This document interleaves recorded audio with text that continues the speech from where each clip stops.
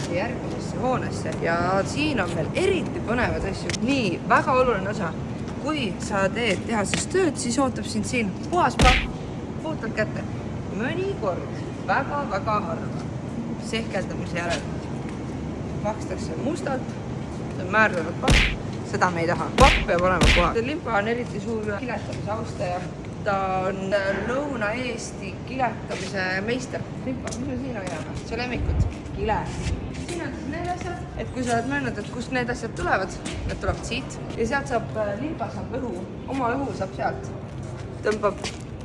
Tõmbab kõik suu ninna ja siis hakkab hingama. Siin on ka riide vahetamiskabiinid. Siin me vaatame üle, kas Limpa, paneme Limpa siia alla seisma. Limpa seisab siin, mina vaatan siit, miks on see kapp siia pandud, et ma saan siia toetada nõnda ja vaatan. Limpa, sa oled oma elu parimas vormis. Siin on meil balloonid, osad arvavad, et siit saavad limonaadipudelid oma mullid. Need ei ole need balloonid ja siin tormimetall hoiab siis seda asja, mis siin sees